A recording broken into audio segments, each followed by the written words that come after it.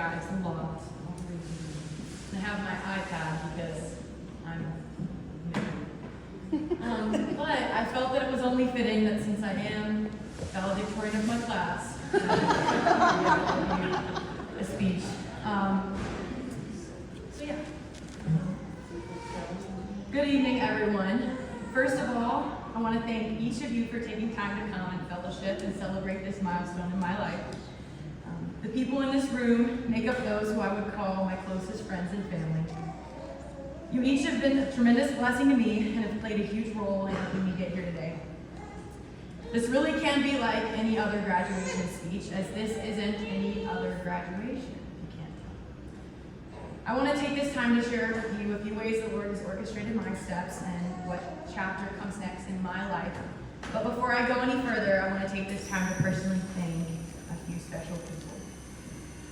First, I want to thank Miss Kimberly. For those of you who don't know her, Miss Kimberly is my teacher, but not just my teacher. She also was teaching, and I might completely get this wrong, but this year she was teaching pre-K kindergarten, 2nd grade, 6th grade, 7th grade, a junior in high school, and a senior in high school. And not just one class, but all the classes that we needed to get our credits. She's put up with me for the last 4 years, I think we came up with today. And I will say, at first I didn't know how I was going to feel about Miss Kimberly being my teacher and being in our house 4 days a week. Obviously, I knew her from church, but being our teacher and being in our house was going to be a little bit of a different story.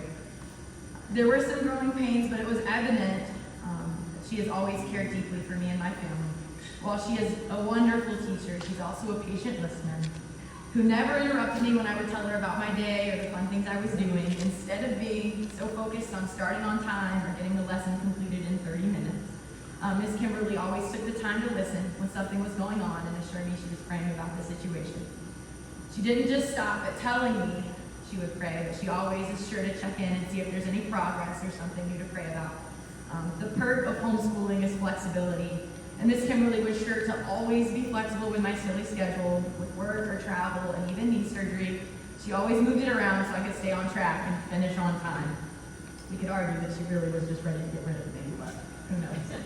So thank you, Miss Kimberly, for being one of the biggest reasons that I'm here today. Next, I want to thank my grandparents. I am blessed to have all 4 of you guys here today. The older I get, the more I realize what a privilege it is to come from a family with a godly heritage, as you guys touched on earlier. I realize that all 4 of you had a choice to make. Each of you had to make a decision to either spend your life dedicated to Jesus Christ or choose to chase the desires of the world. And I want to thank all 4 of you for choosing to follow Jesus. I find it humbling to think that if any one of you would have chosen not to follow the Lord, I probably would not be here today. I can look forward to these next chapters of my life with excitement, but I can't imagine the hopelessness that I would carry without my faith in Jesus Christ.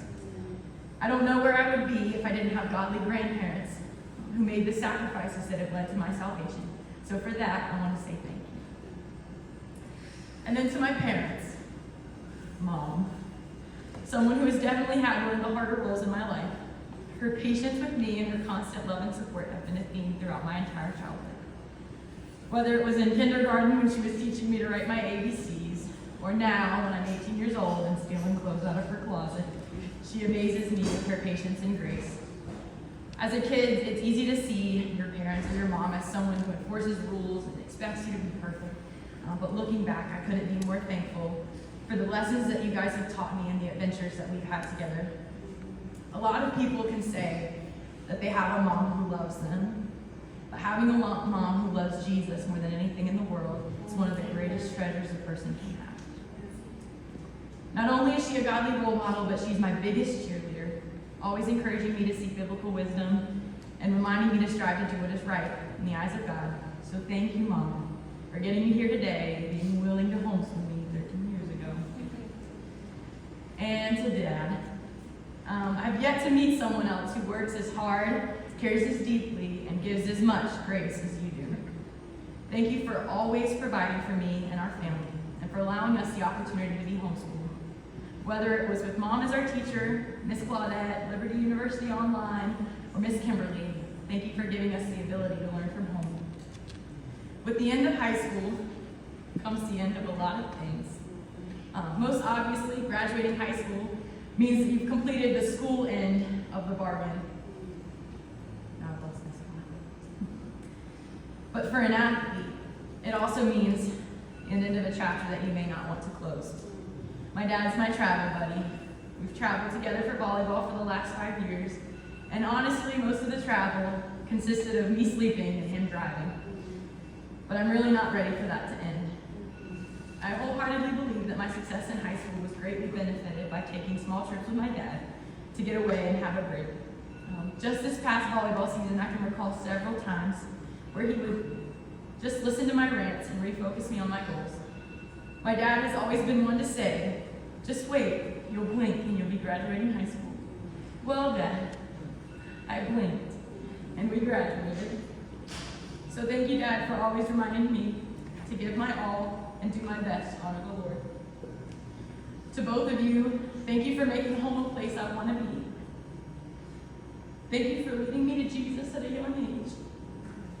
Thank you for making my school a priority and always bringing me back to Jesus. None of us are perfect, but something I'll never take for granted is having a place where I can go and be loved unconditionally like Christ has loved us. I love you both a bunch, and I can't wait to see what this next chapter holds.